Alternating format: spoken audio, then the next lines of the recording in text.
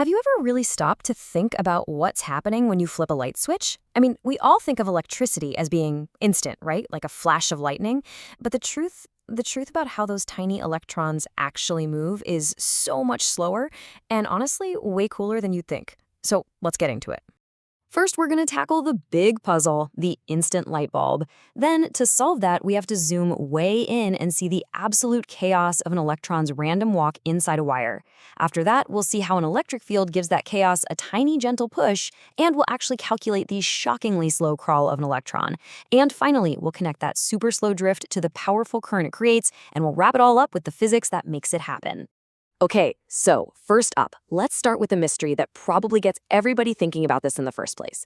It feels like such a simple question, but the answer hides a really fascinating truth about how our world is put together. I mean, it makes sense, doesn't it? You close the circuit, something has to travel from point A to point B. And our gut tells us that whatever it is, it must be moving at an insane speed, right? Maybe even close to the speed of light. Well, as you're about to see, our gut feeling is way, way off. So to really get why that speed of light idea is wrong, we've got to go microscopic. Let's peer inside a copper wire before you even touch the switch.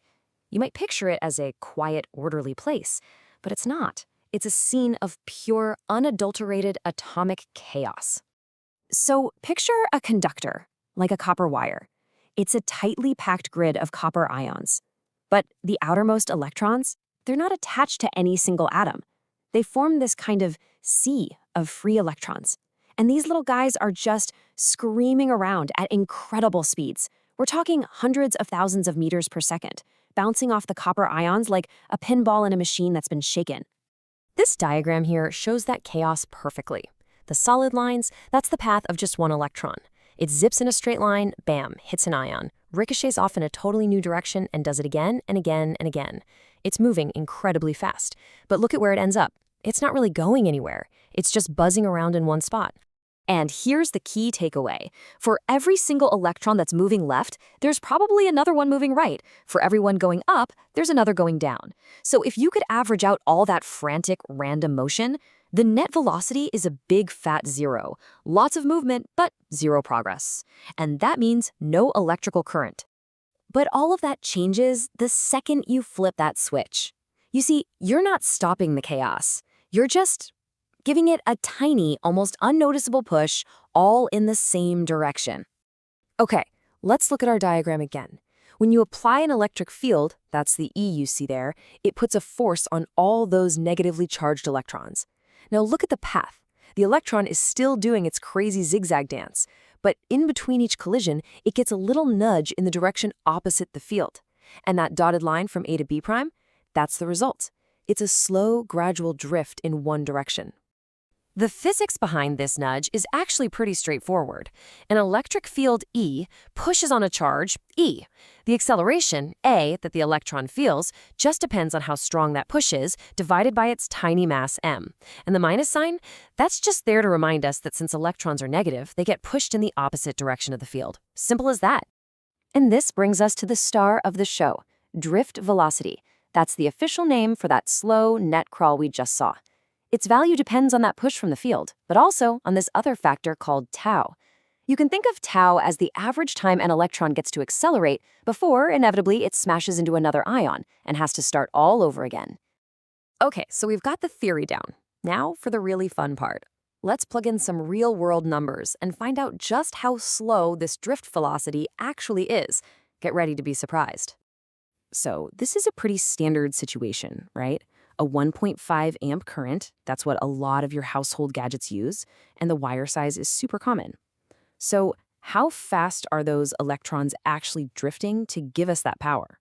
All right, here's how we crack it. There's a great formula that ties the current I directly to the drift velocity.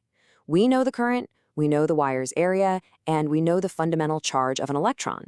The last piece of the puzzle is N, the electron density. And this number is just bananas. It's the number of free electrons crammed into a single cubic meter of copper. It's 8.5 followed by 28 zeros. It's an astronomical number. So let's plug all that in and see what we get. 1.1 millimeters per second. That's it. It's not a lightning bolt, it's not a speeding bullet, it's a crawl.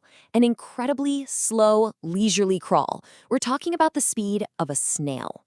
Let's really put that number into perspective, because this is wild. The random, chaotic speed of those electrons is around 100,000 meters per second. Their drift speed, the part that actually makes the current, is about 1,000th of a meter per second. And the electric field itself, the signal that tells them to start moving, that travels at nearly the speed of light, 100 million meters per second. The difference is just staggering. So this brings us right back to our original mystery. If the electrons themselves are moving so ridiculously slow, how on earth do we get instant light and a powerful current? Well, the answer isn't about speed at all. It's all about numbers. And this slide explains why. See, current isn't about how fast one single electron is going. It's about the total amount of charge that flows past a specific point in the wire over a certain amount of time. A good way to think about it is traffic on a highway. The current isn't the top speed of one car, it's the total number of cars that pass under a bridge every single minute. Okay, so let's answer that first question head on. How does a snail speed drift give us instant light across the room? The answer is actually beautiful in its simplicity. Here it is. The entire wire, from the switch to the bulb, is already jam-packed with free electrons. They're already there, just waiting. When you flip the switch, the start moving message, the electric field, spreads through the wire at nearly the speed of light. So all the electrons everywhere in the wire start their slow drift at pretty much the exact same time. The electron right next to the light bulb's filament starts moving instantly. You don't have to wait for one to make the whole trip from the switch. Okay, so that solves the instant part, but what about the power? How can this tiny, slow shuffle possibly be strong enough to run a motor or light up a room? The answer is just the raw power of the crowd. Remember that insane number n? The 8.5 with 28 zeros? That's how many charge carriers are in every tiny little piece of that wire.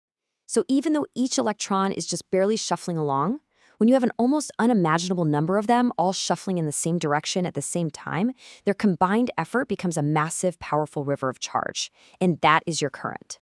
So to wrap things up, let's just do a quick review of the key formulas that pull all of these incredible ideas together into one coherent picture. And here's the whole story, told with math. We started with the formula for drift velocity to figure out that snail's pace.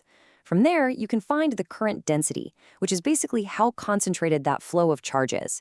The famous Ohm's law connects that flow to the electric field that's causing it, and that relationship all depends on the material's conductivity, which, as you can see, comes right back to how many electrons are available, N, and how often they collide, tau. It all fits together perfectly. So the next time you flip a light switch, don't picture some lone electron hero racing down a wire. Picture this: an immense, invisible army of trillions upon trillions of electrons already in place that begins a slow, powerful, and perfectly synchronized march the very instant the command is given. And that slow march, that's what powers our entire world.